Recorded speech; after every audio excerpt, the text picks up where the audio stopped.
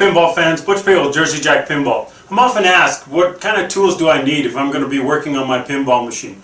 Well, I put together this video to kind of answer that question and show you some of the things that I believe are tools of the trade and things that can help you work on, maintain, and repair your pinball machine.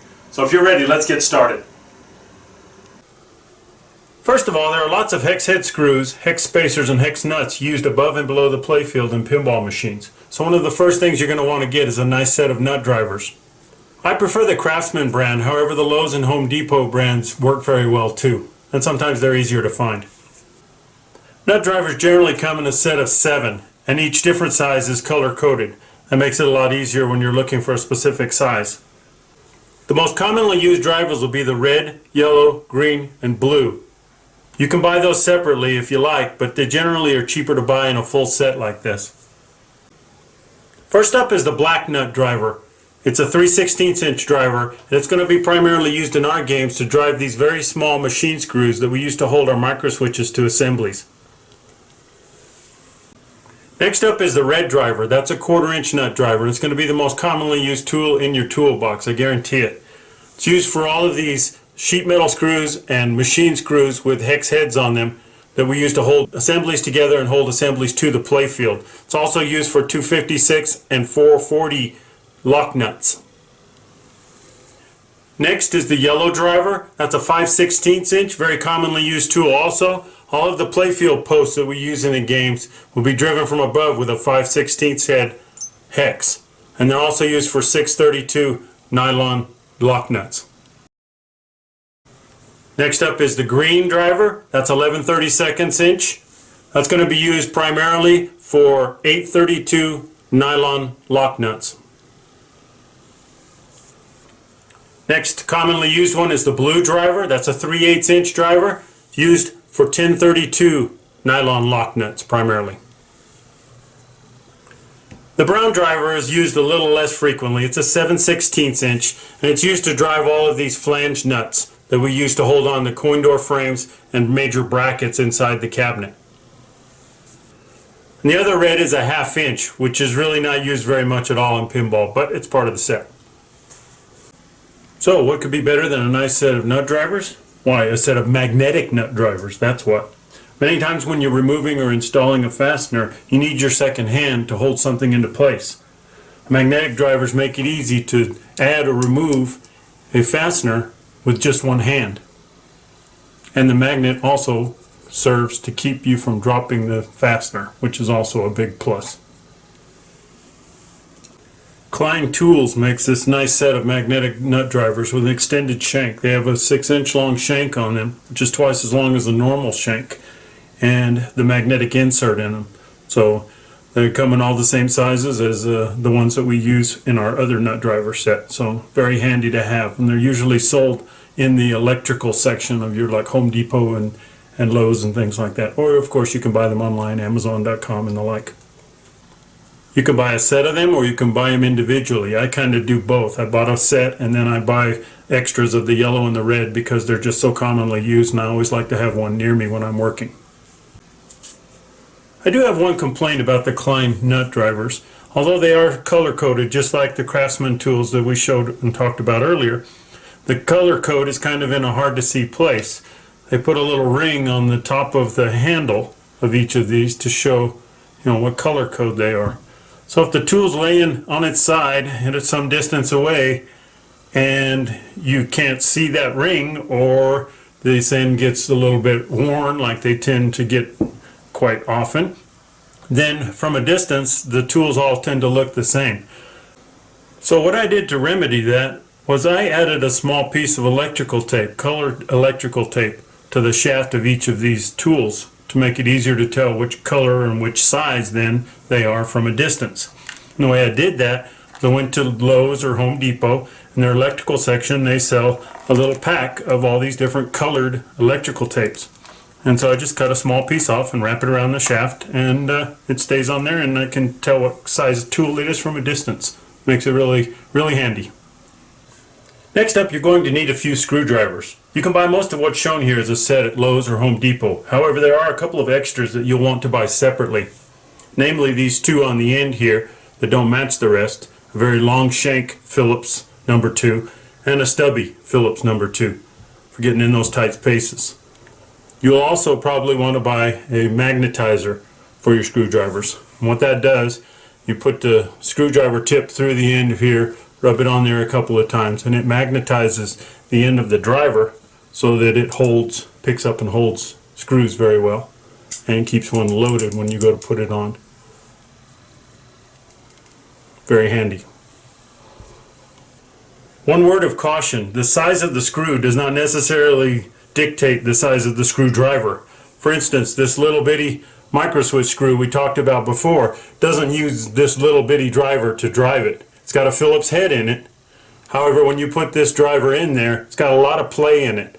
And if you use that screwdriver to drive this screw, you'll tear up the head of the screw, and that's very bad. So what it needs is a number 1 Phillips screwdriver, and it fits in tight. And that's how you can tell. You put your screwdriver in and you move it around. If it has no play, that's the right driver to use for that Phillips screw.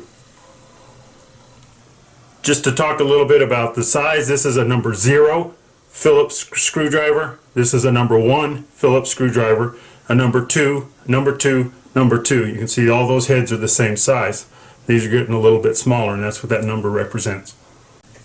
The slot screwdrivers shown here are kind of used more for prying and holding things in place than they are for driving screws, because there's very few slot head screws in our pinball machines.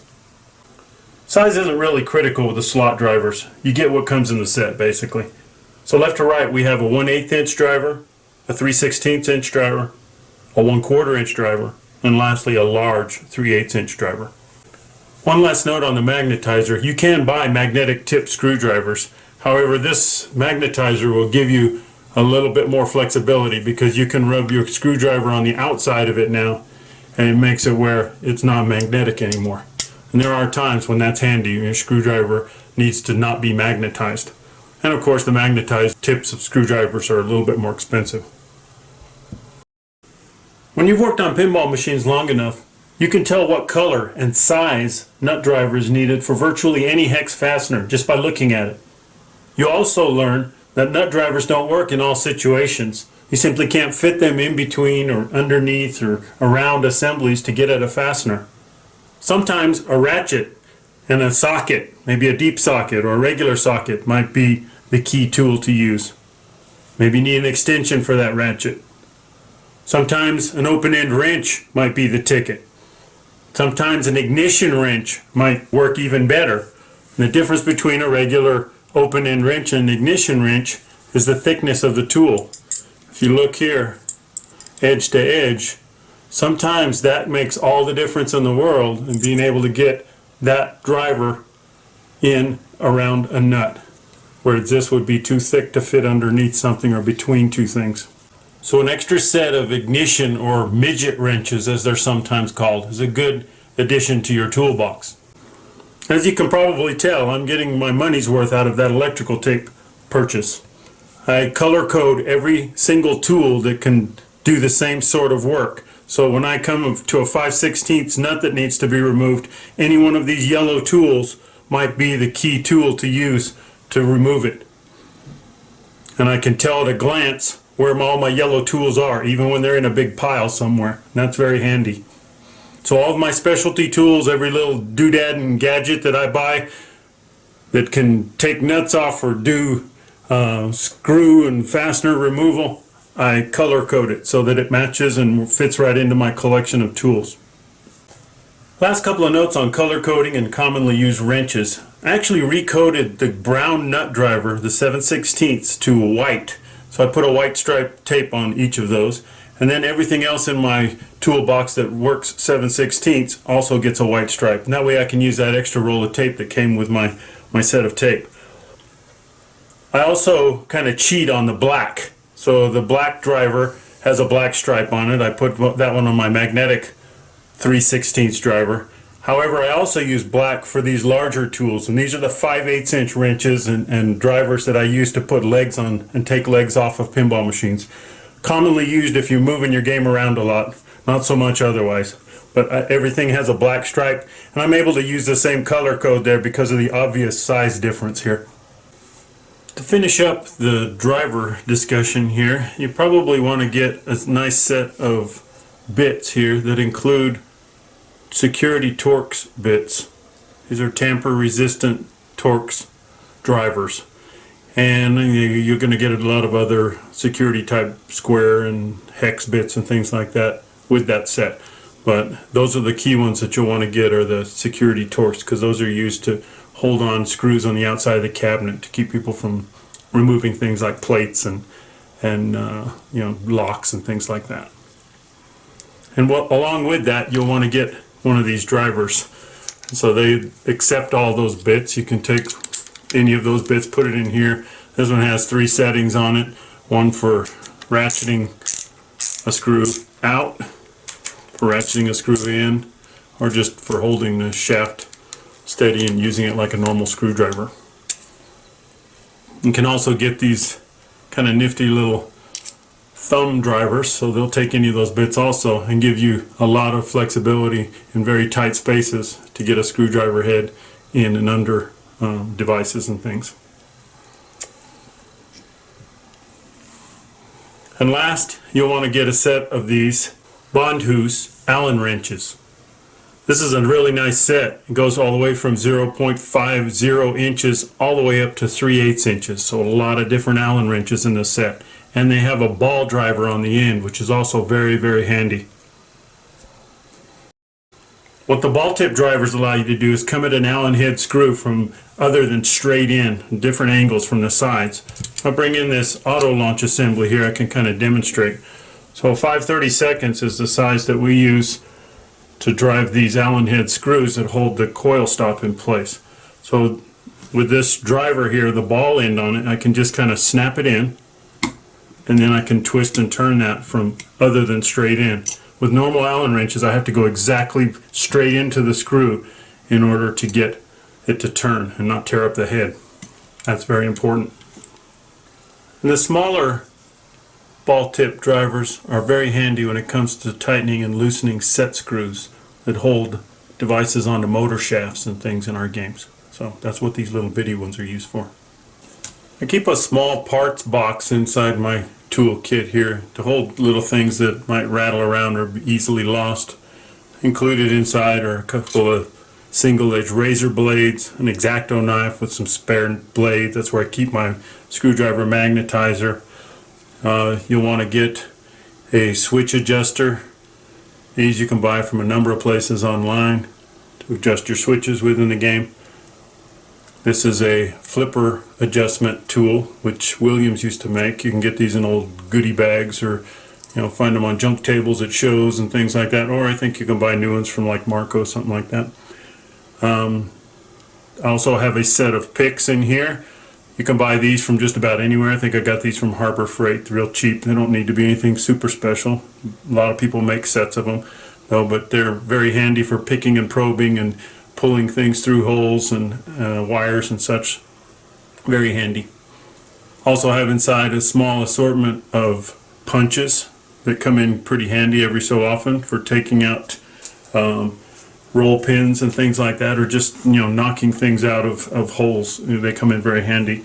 I have a 1/16 inch, a 3/32 inch, and a 1/8 inch. Those are kind of the common sizes. Again, cheap set, doesn't have to be anything super expensive, just handy to have every so often. I like to keep a few shallow containers in my work bag to hold parts when I take things apart. Remember, you're working on an inclined surface a lot of times in pinball machines. It's just nice to have some place to put your screws and things so they don't roll away. And I can always use my magnetic driver to retrieve my fasteners, kind of lazy style, instead of reaching inside. And some assemblies have more parts than others, so something like an old muffin pan works really well to keep things separated and organized when you're taking things apart and putting them back together again. A couple of other odds and ends that are handy to have in your tool bag. To go with your punches, you're going to need a hammer. Just something real small, lightweight, not too expensive. If you get to the point where you think you need a hammer bigger than this to work on a pinball machine, you probably need to step back for a second and rethink things, because I don't think you're doing it right. Also, a nice flashlight, powerful, bright, but not too expensive. Nice to have in the bag. Last up here is a heat gun. used primarily for heat shrink tubing. So you repair a wire, a broken wire, you splice it, you put a piece of heat shrink on it, and you use this gun to shrink the tubing down snugly around the repair and to insulate it. And I have a D-ring attached to this one so that I can clip it on the outside of my bag and carry it easily. Never hurts to have a torpedo level. Again, doesn't have to be anything too expensive, but nice to have when leveling your game. Use it on the playfield surface itself in a flat spot where you can put it up at the top of the playfield and at the bottom of the playfield and get the little bubble centered just right in both places by adjusting your leg levelers. A nice set of drill bits is always a good thing to have. You can use whatever cordless drill, your brand of choice. You do need to drill a hole every once in a while. And of course a soldering iron. Again, doesn't have to be something super expensive. This is the one I carry in my tool bag. I have something much nicer on my bench when I'm working on circuit boards and things like that. This has a chisel tip on it, good for soldering lugs and coils and broken wires and things like that.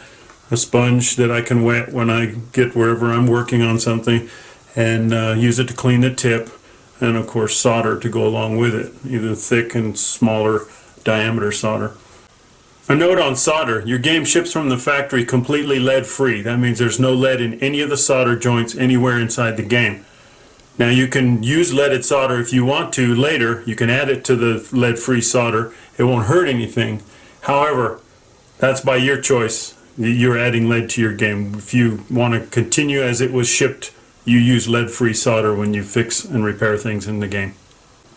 You may have noticed on my heat gun and my soldering iron how I have this little red strap here that holds my power cord. Keeps it kind of from getting unruly on me. Kind of nice. I just bought a pack of these from like Home Depot or Harbor Freight. They're little Velcro ties.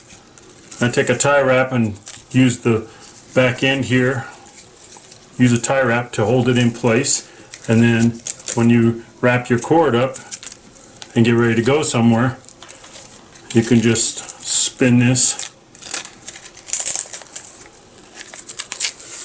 around and it holds your cord in place and you're ready to go. Moving on to other commonly used tools, this is one that you're going to use quite a bit, and it's probably not a good place to try and skimp on price. You want to buy yourself a pretty good multimeter. This is a Fluke brand. It has multiple settings on it for checking current.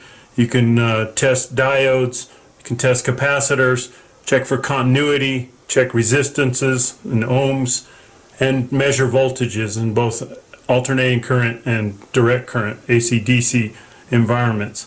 Very handy tool, good place to spend a little bit of money. You can look for these on eBay and Amazon. You can shop around a little bit, but you're going to spend a decent amount of money on a good multimeter. But it's worth it. You will use it quite a bit. Kind of an obscure but handy little thing to have in your tool bag is one of these infrared detector cards. I've kind of turned the background light down just a little bit to make this easier to demonstrate. But they have a test area on the end of them that will actually convert infrared light into visible light. So you kind of charge them up by holding them under a light or out in the sun for about a minute, and then you can bring them into your game and put them in front of infrared LEDs that we use in our optos throughout the game to see if the infrared LED is in fact radiating. And that is a really important thing to know when you're trying to troubleshoot an opto. So this brand is a Mcn Electronics. I bought it some years ago. I checked online just recently and they don't even make them anymore. So I guess I've been in the hobby a little bit too long. However, other companies make equivalent products now. They're just a little bit different shape, different color, that sort of thing. They'll do the same job. That's the important thing. So to demonstrate this, I'm going to use a remote control which uses infrared light also. And I'm just going to point this at the LED, the infrared LED in the end of this remote, and I'm going to trigger it a few times, and you'll see how I can tell that my infrared remote is actually working. That infrared LED is transmitting. And that's really good to know when you're troubleshooting your optos. A lot of wiring in a game, so you're going to want to get yourself a pretty good pair of wire cutters. This is a Crescent brand, pretty good quality. I have a little spring load in the handle to open them up automatically. It makes it a lot easier on your hands. Doesn't get fatigued so easily.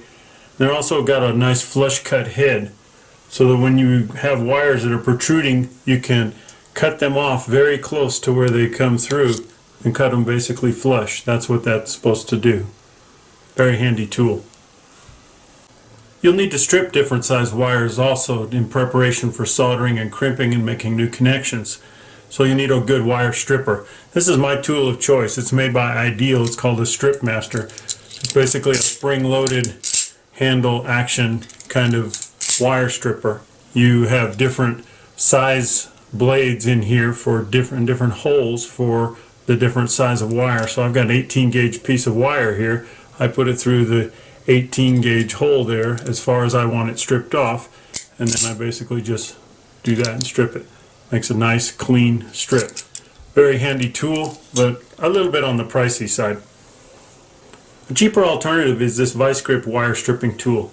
It has similar markings to the other tool on the nose here to show you what gauge of wire would go in which hole here. However, it says it's made for solid wire. This is stranded wire, so in order to keep from breaking some of the conductors, I'm going to go with a little bit higher and go up to like a 14 gauge, even though this is 18 gauge, and you strip just like so.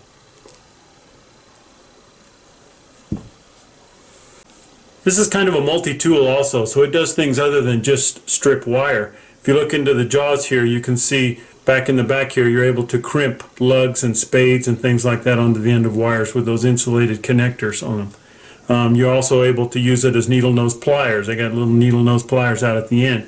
And the really cool feature is the screw cutting capability here. So you can thread a screw into here and then cut it to a certain length. So you can make long screws into shorter ones, and that's very handy thing to be able to do from time to time. Shown here is a really flexible tool that I've had for years. It's called a BCT-1. It's used to do simple crimping for some of the different types of connectors that are used in our games.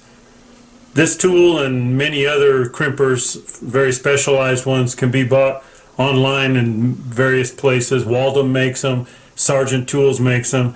Ed at Great Plains Electronics sells all the different kinds, and he's usually got them at a pretty good price. This is a very economical, low-priced crimping tool. If you're not going to be doing a ton of crimping, it's a good one to have in your tool bag. We're getting into the home stretch now. Pliers. Home Depot and Lowe's sell these sets of mini pliers like the one I've shown here.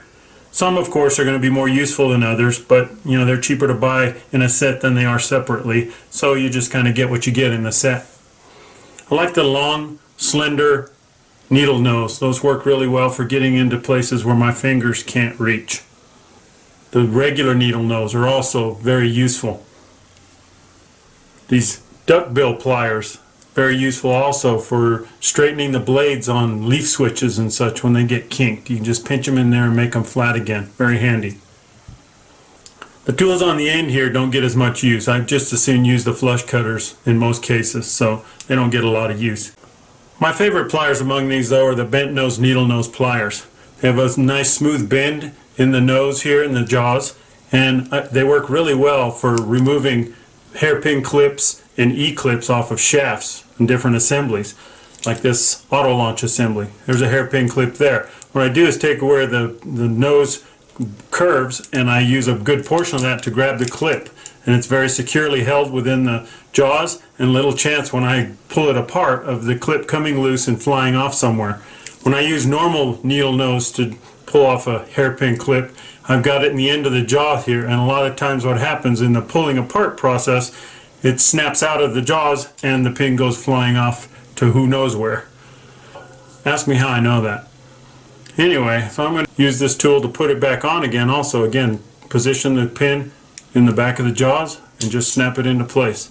Very easy. Handy, handy tool. Not a lot of need for larger pliers when you're working on a pinball machine.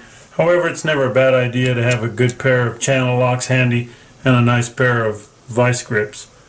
And of course, if you need to do any heavy-duty cutting, that's the bad part about those flush cut wire cutters, is they are very fragile in the jaws. So if you're going to cut anything heavy duty, you should have a good pair of heavy-duty wire cutters with you. A few other odds and ends. The hex tool that you use for the roto lock in the back box of our games comes inside the game. It's good to keep it in your tool bag. A nice folding razor blade knife, very good to have. Every so often you need one. Clips onto the outside of the bag, very nice too. Good pair of scissors. Don't have to be super expensive again, but surprised how often you need a pair. And probably the most useful tool of all, the telescopic magnetic picker-upper. And this is a very nice tool to have for picking up a lost screw that drops down inside somewhere in the playfield where you can't reach it. For holding things in place while you're driving them with another screwdriver or something like that. When you're pulling something loose, making sure that it doesn't fall off and into the game somewhere. Very, very handy tool. You should always have a few zip ties with you in different sizes. As you go through and work on things in a pinball machine under the playfields in particular, you're going to be cutting some of those to separate wires, to get things out of your way, and you'll have to redress things when you're done. So it's good to have a nice little supply to retie things up, redress things after you're finished repairing. A little set of hemostats here is never a bad idea to have either. These are kind of like a locking needle nose scissor of sorts to hold things together here while you're working on them, and to hold things in place while you're soldering and things like that. Old cheap paintbrush, not a bad idea to have either. Dusting off some of those assemblies underneath the playfield. You get a lot of that black dust that seems to accumulate under the playfield. It's a good way to kind of clean things up as you're working on them and maintaining your game. Bottom of the bag, last few things you might want to toss in. Sharpies are always really handy to have to mark things, connectors and such as you take them loose, so it's easy to put back together. Alligator clip wires are nice to have too, to extend to your multimeter, make it easier to measure things and hold on, clip on to leads rather than trying to hold them and look at the meter at the same time. And of course, electrical tape, not to be used as any kind of a permanent solution. I hate electrical tape in pinball machines. However, in a pinch you might need to insulate something very quickly, and full intentions of coming back later and fixing it right with heat shrink tubing and a proper splice. So nice to have just for emergencies. And just when you think you've seen it all, this is the all right here. Oh God, that's a bad joke. Anyway, you're going to need to scribe metal every so often, make a mark on metal, or perhaps make a spotting hole in the back of pinball playfield in the wood. So an awl is a very good tool to have along also. This is what my tool bag looks like when it's all put together. It's a Husky brand bag that I bought at Home Depot some time back. It's got all kinds of compartments in it. Very handy to have, keeps everything organized. The more organized you are with your tools, the less frustrated you'll be when you're working on pinball machines, I guarantee it. And you know, I'm an engineer, so what can I say? Everything in its place. This bag has a nice clip feature, so you can take the handle loose and you can get inside very easily. My microfiber towel here and my parts bins, all my tools inside. I incorporated a soldering iron holder into one of these D-rings here so that I can put a hot soldering iron in there and keep it no problem. As I turn this around, you can see there's my multimeter and my small parts case and my pliers. My drivers are all inside. Keep rotating it around. There's my heat gun that clips to the outside also, so I can carry the whole thing around. Some more drivers, my bits down in there. And the last side has some of my more commonly used tools like ratchets, my flush cut wire cutters, my magnetic picker-upper, scissors, those sorts of things. Level, knife. Anything that can clip on is a plus. So anyway, I hope you've enjoyed this tour of my work bag and the tools of the trade that I recommend if you're going to work on pinball machines. And we'll see you on the next video, huh? Take care and keep flipping.